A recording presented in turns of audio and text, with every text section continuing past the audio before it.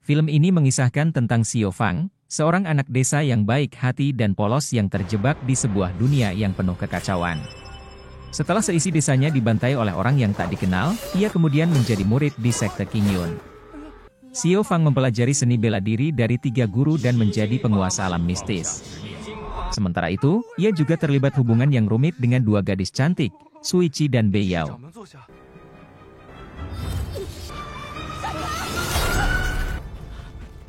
Bagaimana keseruan kisahnya? Yuk cari tahu di Jade Dynasty.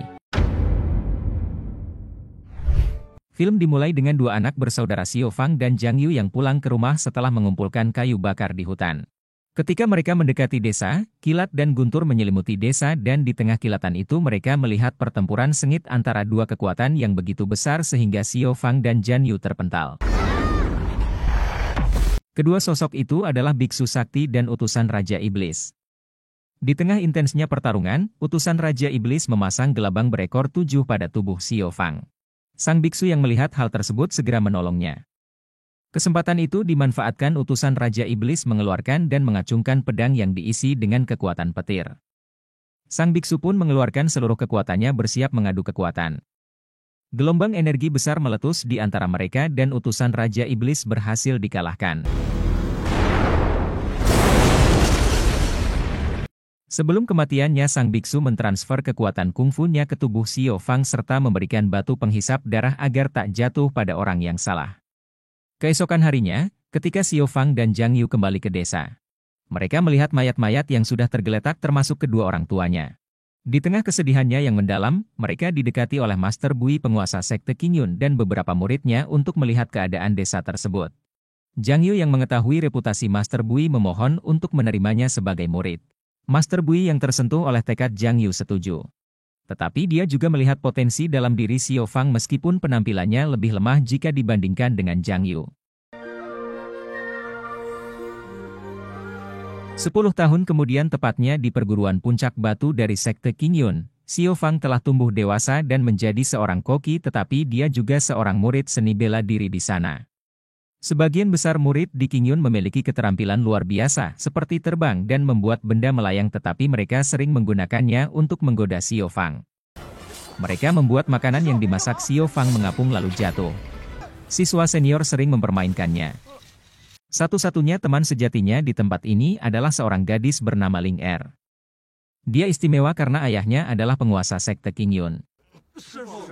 Akhirnya mereka makan hanya dengan nasi tanpa lauk. Setelah makan, Master Bui memutuskan untuk menguji tenaga dalam Xiao Fang di hadapan semua orang. Melihat Xiao Fang yang kesakitan, Ling Er dan beberapa siswa lain mencoba membantunya dengan memberinya beberapa energi tetapi dengan kekuatan besarnya, Master Bui dengan mudah mengalahkan mereka. Keesokan harinya, Ling Er mengambil tanggung jawab untuk melatih Xiao Fang dalam memanfaatkan batinnya. Ling Er mengajarkan kepadanya untuk fokus pada pernapasan menjernihkan pikirannya dan terhubung dengan alam. Tetapi selama sesi ini kalung Xiao Fang mulai bertingkah aneh mengganggu aliran energinya. Ling Er segera sadar bahwa ada sesuatu yang tidak beres dengan Xiao Fang. Dia bisa merasakan pertarungan 2 jenis energi Qi yang berbeda di dalam diri Xiao Fang. Di tempat lain, para master dari ketujuh padepokan melakukan pertemuan untuk berdiskusi tentang turnamen bela diri yang merupakan tradisi sekte Qingyun yang diadakan 60 tahun sekali. Sesuai kesepakatan, setiap padepokan harus mengirimkan 7 murid terbaiknya dan para murid yang berhasil menang dalam turnamen akan dijadikan pemimpin di 7 padepokan sekte Qingyun. Menjelang malam, Xiao Fang mendapati dirinya berada di padang rumput yang telah diundang oleh siswa senior. Di sini dia bertemu dengan para murid dari ke-6 perguruan sekte Qingyun lainnya. Sepertinya mereka ingin melihat teknik kungfu perguruan puncak laut yang muridnya terkenal cantik dan berbakat. Dalam upaya mereka untuk mendapatkan pemandangan yang lebih baik, ada sedikit dorongan dan Xiao Fang tersungkur ke tempat terbuka yang membuat dirinya ditangkap dan dihukum gantung oleh Sui Qi.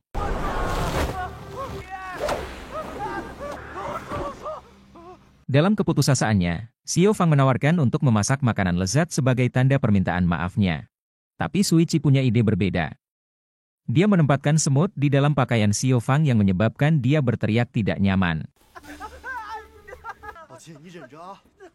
Teman-teman Xiao Fang buru-buru memberikan bantuan. Upaya pertama mereka merendam Xiao Fang ke dalam tong besar berisi air hangat untuk mengusir semut. Ling Er muncul dan segera menginstruksikan mereka untuk mengeluarkannya. Dengan lembut Ling Er mengoleskan salep yang menenangkan pada kulit Xiao Fang. Saat dia merawat pipinya ada perasaan yang berbeda dalam diri Xiao Fang. Keesokan paginya, dengan tenang Xiao Fang memberi makan Lingon, seekor naga air yang luar biasa. Xiao Fang curhat kepada naga tentang perasaan romantis yang dia alami dan merenungkan apakah dia harus terbuka. Setelah Xiao Fang kembali ke rumah, Ling Er mendekatinya sambil memberikan kitab suci yang diambil dari kamar ayahnya. Dia mendorong Xiao Fang untuk mempelajarinya sebagai persiapan turnamen seni bela diri. Xiao Fang membenamkan dirinya dalam meditasi untuk mencari penguasaan atas Qi-nya, tetapi kalung batu yang dikenakannya bereaksi sebagai tanda konflik aliran Qi di dalam dirinya. Dengan penuh tekad, Xiao Fang berniat akan membuang batu penghisap darah tersebut ke jurang. Tetapi dengan gerakan yang aneh, seekor monyet liar melompat keluar dan mencoba merebut batu itu. Xiao Fang berupaya menghindari makhluk itu yang menyebabkan dia jatuh ke dalam danau. Tak lama kemudian, monyet tersebut menggigit tangan Xiao Fang. Tetesan darah yang keluar diserap oleh batu tersebut dan secara bersamaan, dari lubang bercahaya di bawah danau sebatang tongkat muncul terpanggil akibat batu penghisap darah telak aktif dan kedua benda pusaka itu bersatu. Tiba-tiba terjadi fenomena langit yang membuat Raja Iblis dan ketujuh Master Qingyun dapat merasakan kekuatan benda pusaka tersebut. Sekte Iblis berhati gelap dari jurang vulkanik mengutus anak buahnya untuk mencari tahu dan mengambil pusaka legendaris itu. Xiao Fang menggunakan kekuatan tongkat itu untuk menyelamatkan monyet yang terperangkap di dalam pasir dan yang membuatnya takjub, monyet liar itu kini tampak patuh dan setia padanya. Tiba-tiba seorang gadis misterius menerjang ke arahnya berniat merebut tongkat itu. Pada waktu yang sama, Sui Qi dan Ling Er muncul membela Xiao Fang. Karena kalah jumlah, gadis misterius itu memilih mundur. Malam itu, saat Xiao Fang tertidur, secara sembunyi-sembunyi perempuan misterius itu menyusup untuk mengambil tongkat legendaris akan tetapi berulang kali gagal. Paginya, saat Xiao Fang terbangun menemukan perempuan berbaring dengan damai di sampingnya. Perempuan itu memanfaatkan kepolosan Xiao Fang dengan tuduhan ketidakpantasan fiktif. Kepergian perempuan itu membuat Xiao Fang penasaran. Ia pun berusaha mengejar perempuan itu hingga di sebuah taman bunga. Disinilah Xiao Fang dengan polos menanyakan akan kejadian semalam pada perempuan tersebut. Di waktu bersamaan para murid ingin melintasi keberadaan mereka dengan rasa terpaksa perempuan tersebut mencium Xiao Fang agar keberadaan mereka tidak diketahui. Di kesempatan lain, perempuan tersebut tetap berambisi mengambil pusaka tongkat legendaris milik Xiao Fang. Akan tetapi tetap saja gagal karena secara mandiri tongkat tersebut melakukan perlawanan. Karena merasa sudah akrab, akhirnya mereka saling mengenal satu sama lain. Perempuan itu bernama Bei Yao. Mereka saling curhat akan masa lalunya yang dialami oleh keluarganya mereka masing-masing. Ternyata Bei Yao merupakan murid perguruan sekte iblis. Dia berkeinginan kabur dan pergi ke sebuah tempat di mana tempat tersebut tak mudah ditemukan oleh orang lain. Dengan senang hati Xiao Fang berjanji akan membawa Bei Yao ke tempat yang sangat nyaman suatu saat nanti. Keesokan harinya, Master Bui memberitahu pada semua muridnya bahwa sebentar lagi turnamen bela diri akan berlangsung. Untuk menilai kemahiran Xiao Fang, Master Bui menguji tenaga dalamnya dengan satu serangan yang membuat Xiao Fang terpental. Pada waktu bersamaan, Zhang Yu datang menolong Xiao Fang. Zhang Yu adalah saudara Xiao Fang. Zhang Yu menyimpan kecurigaan mengenai kesungguhan Master Bui dalam menyampaikan ajaran kepada Xiao Fang. Lin Er yang merasa tersinggung langsung menyerang Zhang Yu. Tak berselang lama, murid terbaik dari Puncak Naga pun memisahkan pertarungan mereka serta meminta maaf pada Master Bui akan kelakuan Zhang Yu yang terpancing emosi.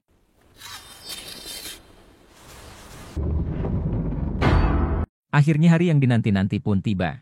Turnamen bela diri akan segera dimulai. Para peserta dari ketujuh perguruan memenuhi arena termasuk Sui Qi yang menjadi pembicaraan setiap pria.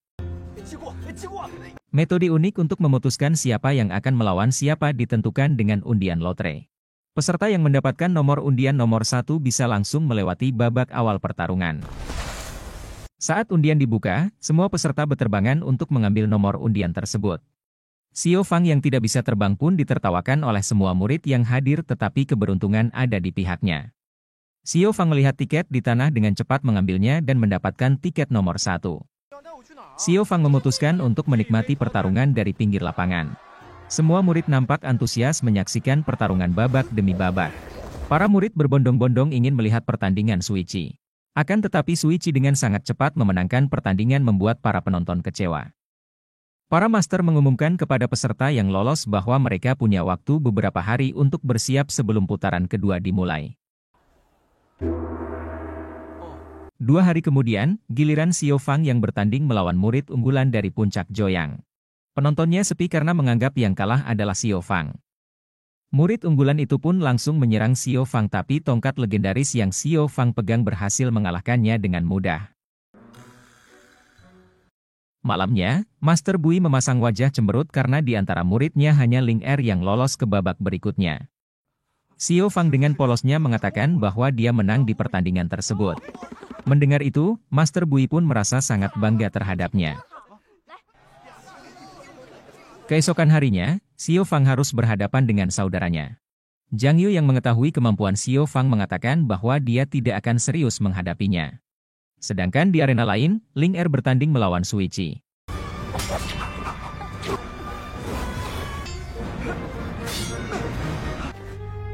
Xiao Fang yang tak sadar ternyata ia mampu membuat Zhang Yu terpojok.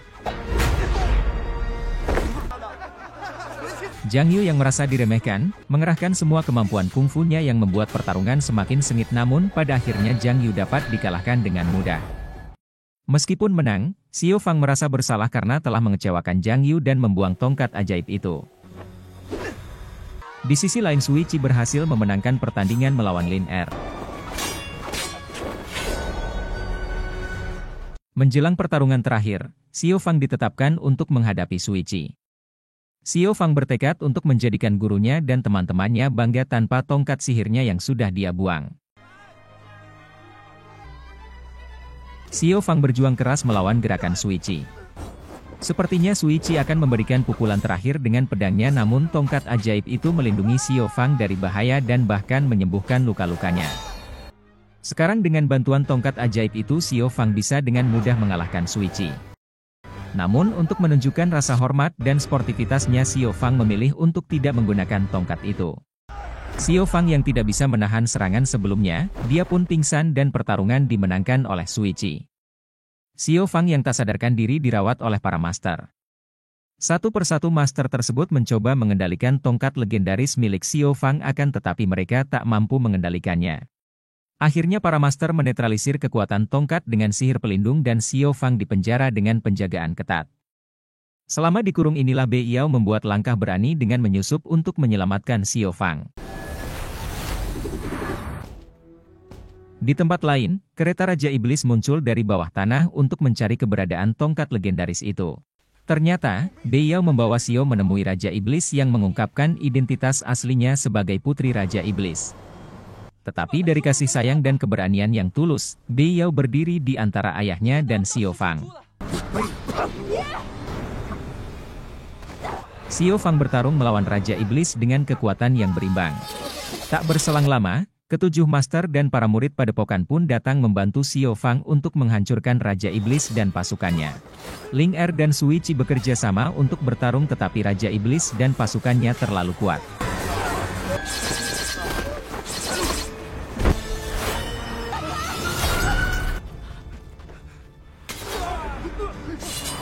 Para master mengeluarkan trik petir untuk melawan Raja Iblis, tetapi bagi Xiao Fang petir itu mengingatkan kembali ke sebuah kenangan menyakitkan di masa lalu. Petir serupa yang memusnahkan kampung halamannya dan semua orang yang dia cintai. Dia punya pemikiran apakah salah satu dari master ini yang bertanggung jawab atas hal itu. Di tengah keraguan itu, Xiao Fang tetap berdiri di sisi mereka melawan Raja Iblis. Kekuatan para master dan pusaka tongkat legendaris Xiao Fang mampu meluluhlantakkan serangan Raja Iblis dan mengusir dari sana. Tapi gelombang kekuatan baru ini membuat Xiao Fang kehilangan kesadaran dan bertingkah seperti penjahat. Xiao Fang yang marah memberikan pukulan besar pada Master Bui, tetapi Ling Er dengan berani melangkah untuk melindungi ayahnya. Ling Er mencoba mengingat kembali kenangan indah mereka hingga keluarlah air mata penyesalan karena telah membunuh kakak senior yang paling ia sayangi. Atas perintah gurunya, Sui Qi dengan terpaksa memutuskan untuk meluncurkan pedangnya pada Xiao Fang, tapi Master Bui memblokir pedang Sui Qi dan menyuruh Xiao Fang pergi. Sekarang Xiao Fang dipandang sebagai orang jahat oleh Sekte Qingyun. Jadi yang terbaik bagi dia pergi dengan membawa Bei Yao yang terluka ke tempat paling nyaman yang pernah Xiao Fang janjikan. Sui Qi hanya berdiri di sana mengawasi kepergian Xiao Fang. Meskipun Xiao Fang telah berubah menjadi seperti ini, namun Sui Qi masih merasa bangga pada Xiao Fang. Dan film pun berakhir.